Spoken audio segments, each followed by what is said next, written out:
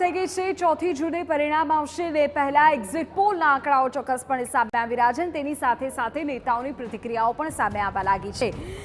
તમામ તબક્કાનું મતદાન એક તરફ પૂર્ણ થઈ ગયું છે અને એવામાં એક્ઝિટ પોલના તારણો પર વિજય રૂપાણીનું નિવેદન સામે આવ્યું। તેમણે કહ્યું કે ભાજપની ભવ્ય જીત થશે। ઇન્ડિયા ગઠબંધનના જીતના દાવા, દક્ષિણમાં ભાજપને સફળતા, આ તમામ પર રૂપાણી શું બોલ્યા સાંભળો।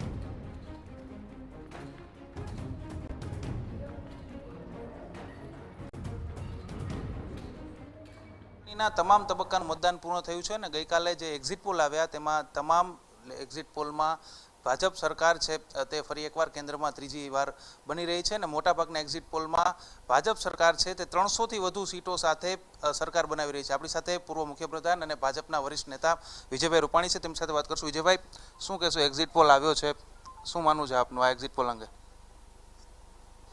આ વખતે જે એક્ઝિટ પોલ અલગ અલગ એજન્સી બધાના આવ્યા, બધાએ એક સ્પષ્ટ કીધું છે કે સરકાર એનડીએની બનશે, બહુમતી એનડીએને મળશે। દર વખતે શું થતું કે બે ત્રણ એજન્સી કંઈક જુદું કહેતી હોય, બે ત્રણ એજન્સી જુદું કહેતી હોય। આ વખતે બધી એજન્સી કહે છે કે બહુમતી એનડીએને મળશે, સરકાર નરેન્દ્રભાઈની ત્રીજી વખત બનશે, એટલે એક સારી વાત છે। બીજું, હું એમ માનું છું કે લગભગ બધા 350, 60, 70 એક બે ચેનલે 400 પણ બેઠક કીધી છે અમને, એટલે 350 ઉપર બેઠકો આવે એવી પણ વાત આમાંથી સામાન્યતઃ નીકળે છે। એનો અર્થ એ છે કે મોદીની લહેર ચલી છે, વડાપ્રધાન નરેન્દ્રભાઈ મોદીને ત્રીજી વખત બનાવવા એ દેશની જનતાએ નક્કી કર્યું છે અને એનો લાભ આ ચૂંટણીમાં એનડીએને મળ્યો છે।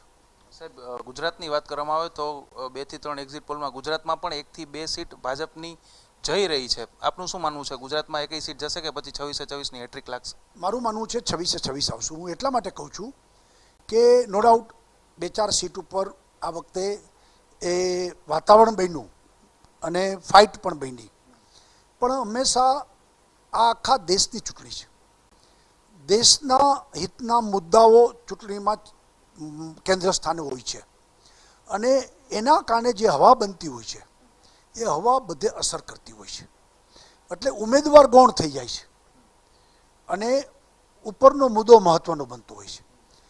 દાખલો આપું તો ઇન્દિરા ગાંધીજીની હત્યા પછી જે ચૂંટણી થઈ, રાજીવ ગાંધી મિસ્ટર ક્લીન, ત્યારે 400થી વધુ બેઠકો એમને મળી હતી, એટલે હવા એ ચાલી હતી। ભાજપને ખાલી 2 જ બેઠક મળી, અટલ બિહારી વાજપેયી પણ ચૂંટણી હારી ગયા હતા, એ પણ બચી ન શક્યા હવામાં।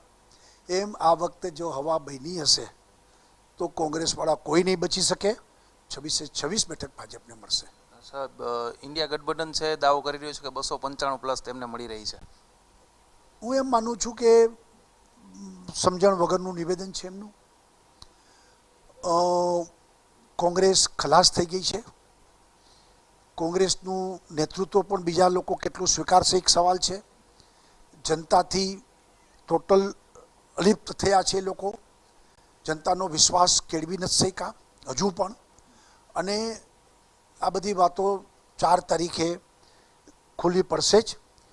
આ વખતે એમને એક્ઝિટ પોલનો પણ બહિષ્કાર કર્યો, એનો અર્થ એ છે કે એક્ઝિટ પોલ સાથે એની તૈયારી નથી સંમત થવાની।